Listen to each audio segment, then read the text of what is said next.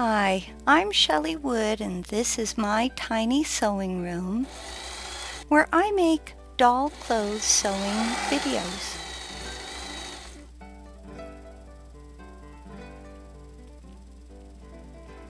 Today I'm going to show you how to make a pretty halter top that will fit Mirabel Madrigal dolls from Encanto and other dolls in the 10-inch to 13-inch size range. There's a list of dolls it fits on my website. So without further ado, please go to my website, shelleywood.com, and download this free PDF sewing pattern. Use the pattern to cut out these 3 pieces. Now, to be honest, I wanted to use some 1/4-inch ribbon above the back closure area, but instead I ended up using 1/2-inch 7mm bias tape. Now, at times in this video I'll use red thread for my stitches, but that's just so that you can see my stitches. It's actually a better idea to use matching thread color when you sew your own halter top. Okay, begin by gathering the bottom of the bodice top along either side of the notch. In this early stage, it's a good idea to try the halter top right on the doll to make sure it's going to cover her chest properly. Smaller chested dolls may require fewer gathers. Full-figured dolls may require more gathers. Once you've fitted it to your fashion doll, gather both bodice top sections to match your measurements, and here's how they look from the right side. Lay one top section on top of another, keeping right sides together so that the stitching is out. Sew from the bottom of this side to the top of this side. Now I'm using a backstitch here. For my backstitch tutorial, there's a link in the description below. Once you're at the top of a strap, sew across the top, turn and sew down the V-neck right in front. Turn again and sew the opposite side of the top. Exactly like we did with the first side. Clip the seams as shown in this next video segment, and then you're going to invert the top section. So I'm just very carefully clipping my seams. It's a good idea to use a specialized small scissors for most of these, and I'll put a link in the description below this video on YouTube so that you can find the scissors that I use for clipping my seams. You want to be very precise when you do this. It's a small stitch. A chopstick is helpful for inverting tiny pieces. Giving the chopstick a little twist can help too. So here you see me using my chopstick. I'm actually going very gently, twisting as I go to invert the bodice top section. And you really want to be careful here, just as gently as you can. Go slowly. It does take time. I sped it up so that it isn't taking up all your day to watch me do this. But again, the trick is to twist as you go with the chopstick. And there you go. Align one of the top section's notches with the bottom, and I say just one because really you want to line up one. So I'm kind of overlapping this over my pattern so you can see that there's a notch right in the middle on the bodice top and bottom, and you just want to line up one of the bodice top section's notches and then adjust that one top section piece from the notch to the outer edge you're going to stitch.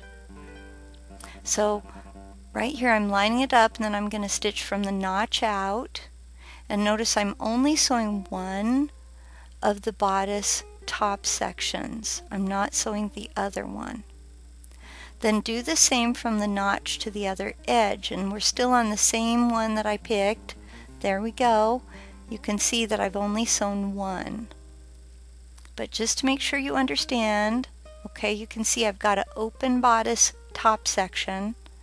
My finger is kind of in between the bodice top pieces so that I don't accidentally sew that other bodice top section. And this is why on the pattern it has 4 flowers. This is the difficult part of it. Now, when laid across the pattern, my cut lines didn't quite match the edge of my top.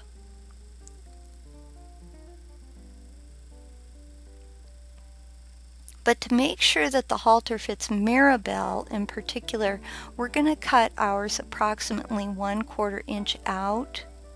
Now, like I said before, depending on the doll's chest size, you'll need to adjust the cuts that you make so that it works for your doll.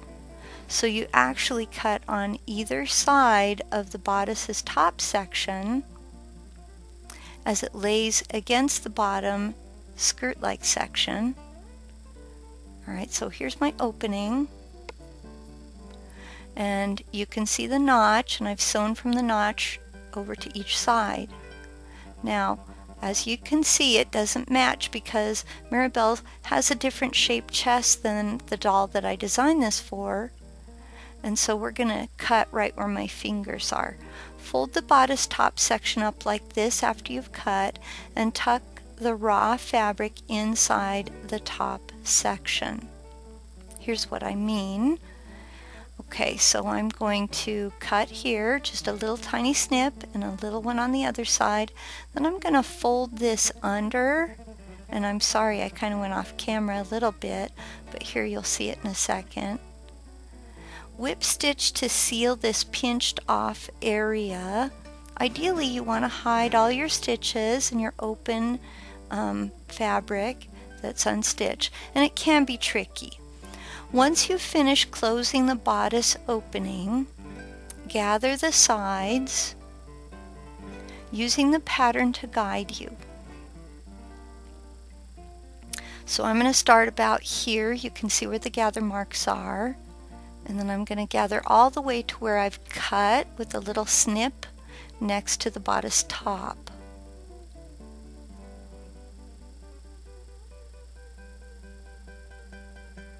I gathered until the sides were about 2 inches long. That's about 5 centimeters long. You need to gather both sides of your garment. The trick is to measure how much space you really need to create a back closure area, and I do that by trying it on the doll. Now we are going to fold one side of the skirting in once and then a second time to create a hem, so keep that in mind when you measure. Whip stitch to hem this back closure area. So again, we fold once and then we fold a second time. And then I'm going to whip stitch this. I like to hide my stitches inside the folds. It just ends up looking nicer when it's all done. And if you need help with the whip stitch, I have a tutorial for that. Look in the links below. At the bottom of the skirting, you're going to fold it up one time and then a second time. And again, we're creating that double fold or rolled hem. So here I am about to get to the bottom. I'm like a centimeter away from the bottom. I fold once. I fold a second time, and now I'm going to whip stitch to close off this hem, and I start clear down at the very bottom of the garment, and then I just start making my loops for the whip stitch to make a nice clean crisp corner on the garment. And there we have it. And then you continue to hem all the way across the bottom. I think we're going to see a picture of that next. So continue to whip stitch all along the bottom of the halter top, creating a hem that goes from one side of the halter top to the other.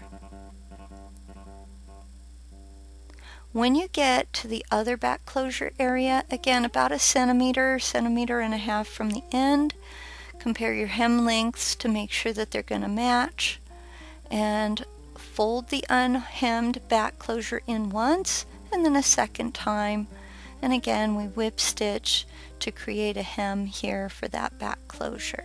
So we finish off the back closure with yet another whip stitch. Now your garment looks like this. This is how it looks from the right side. Turn it back to the wrong side so we can see our stitches on the hem. Time to whip out your 1/2 inch wide bias tape. Fold the raw edge of the bias tape over. Wrap the end of the bias tape around a closure area. Whip stitch to attach the bias tape from the end of the top's back closure area to about 1/4 inch past the edge of the halter part, the little halter top part. Fold the extra 1/4 inch under and continue to whip stitch until you've attached the bias tape all across the raw gathered fabric edge. Follow the same directions to attach the bias tape to the other side. Attach snaps to the back of the halter top, both at the neck and in the very back of the top, and I actually did 2 at the top and 2 at the bottom. Now you're ready to try it on a doll. For more free printable PDF sewing patterns for making doll clothes that will fit dolls of many shapes and all different sizes, please remember to visit my website, shelleywood.com.